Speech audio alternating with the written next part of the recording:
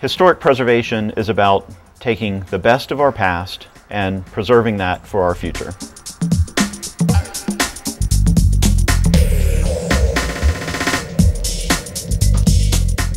Treasured Places was a way to identify historic sites, neighborhoods, and buildings in Greensboro that were iconic and helped define what Greensboro is and what makes Greensboro a unique and special place. People from across the community helped Preservation Greensboro to identify what treasured places were. Greensboro is very fortunate in having a large number of tools in our preservation toolbox. We have a great number of properties in Greensboro that are listed on the National Register of Historic Places, which is a designation through the National Park Service and enables property owners in some cases to take advantage of federal and even state income tax credits.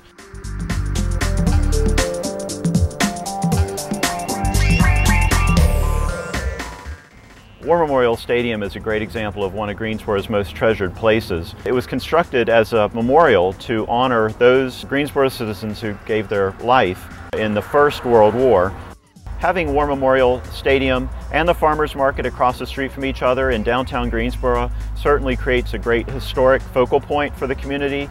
Lots of people come to this site on the weekends. They come for special events, and so it remains an important spot in downtown Greensboro and an important place that has a great deal of history and community significance. One of the iconic architectural elements in Greensboro that we're famous for is the use of stone and rock in our buildings. Behind me we have one of Greensboro's grandest homes that's constructed of Mount Airy granite. Another element that we have is slate. It remains today a popular building material for walkways, and even some homes are built of slate. And another unique mineral that we have here is milk quartz. You see it built into a lot of bungalows from the 19-teens and 1920s in Greensboro. Even our soil lent itself to construction. Our famous red clay in North Carolina was the perfect building material to incorporate into bricks. So red clay created red bricks, and we have a lot of red brick buildings that date back very early in our history. So when people come to the Piedmont of North Carolina, they see our Mount Airy granite buildings, they see our brick buildings, and even our wooden buildings. These are all what help give us the flavor that identifies us differently than some of the bigger cities in the northeastern part of the country. It's something that is a signature for us.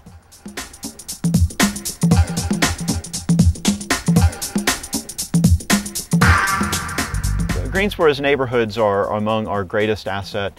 Many of our neighborhoods have beautiful landscape city parks in their heart, and surrounded by period homes from the turn of the century and many from the Roaring '20s. So iconic parks such as Fisher Park,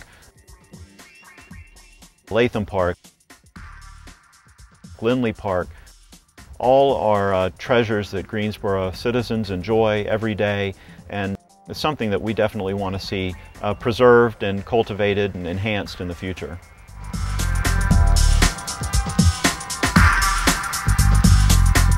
Among Greensboro's most important iconic places are our religious and sacred places.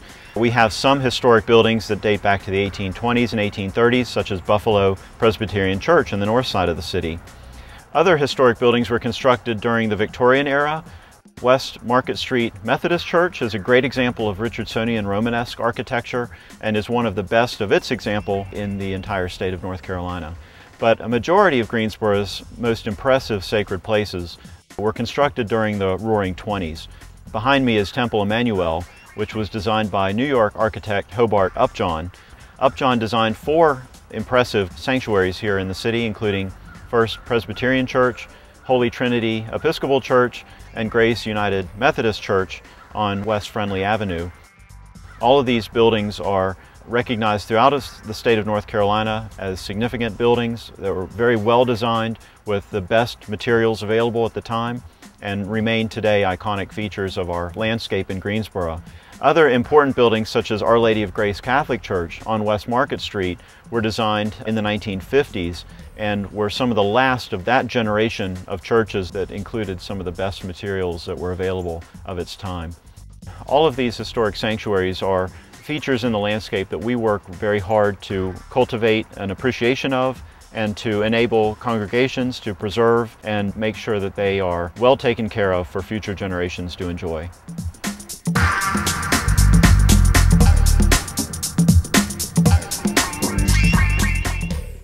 One of the great iconic features of Greensboro is South Elm Street. It's been considered by state architectural historians and even developers as one of the best big city main streets in the state of North Carolina.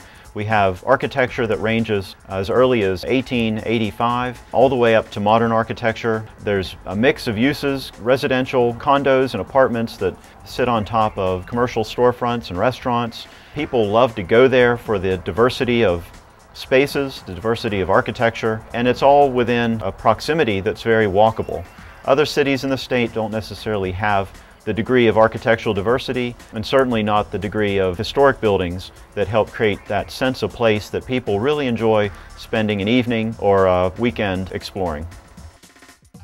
Greensboro does hold a special place in North Carolina in terms of historic preservation. Not only has Greensboro been one of the largest cities in the state for the past 100 years, but that has given us an inventory of historic buildings that are notable and that contribute to our statewide inventory of historic buildings. Whether it's historic neighborhoods, whether it's our sacred places, whether it's historic skyscrapers like the Jefferson Standard building downtown, whether it's Blandwood Mansion that was designed by A.J. Davis, one of the leading architects of the 19th century for the United States. All of these contribute to an architectural legacy in Greensboro that's unique and important to the state of North Carolina.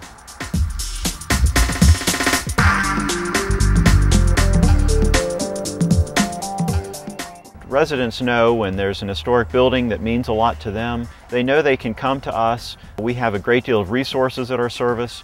We have professionals in the community that know what to do and how to facilitate restoration. And we can be a valuable partner with people in the city to make sure that sites are preserved and to make sure that our character is not lost with redevelopment. One way that people can participate in historic preservation is by being a member of Preservation Greensboro. You can do that from our website.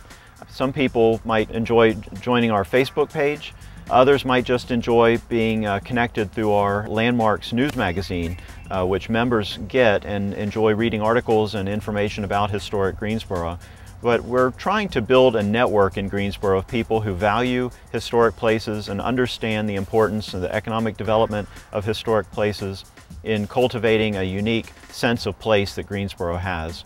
And we always need people like that who are going to express the need and the importance to preserve Greensboro's most historic places.